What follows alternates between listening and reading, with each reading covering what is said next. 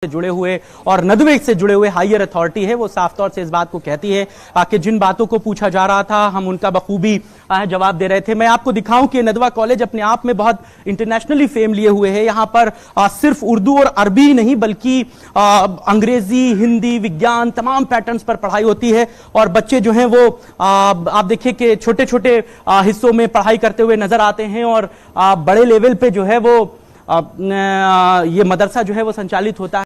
Times now नबारत की team Aligarh के सबसे बड़े मदरसे उलूम अल इस्लामिया मदरसा भी पहुंची।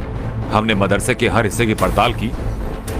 मदरसे में शानदार लाइब्रेरी थी जहां इस्लामी शिक्षा से जुड़ी हजारों किताबें रखी थी। क्लासरूम में छात्र पढ़ाई करते दिखे।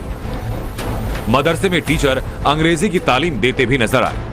मदरसे के प्रिंसिपल तारिक नकवी को सर्वे से कोई दिक्कत नहीं, लेकिन उन्होंने सर्वे के मकसद पर सवाल जरूर उठा दिए।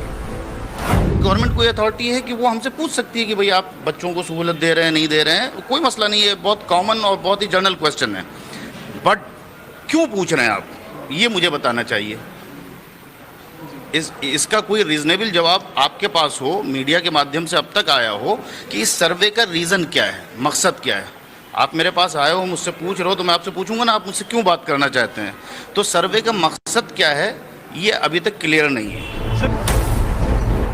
मदरसा सर्वे को लेकर उठ रहे तमाम सवालों के जवाब योगी सरकार के अल्पसंख्यक कल्याण मंत्री दानिश आजाद लगातार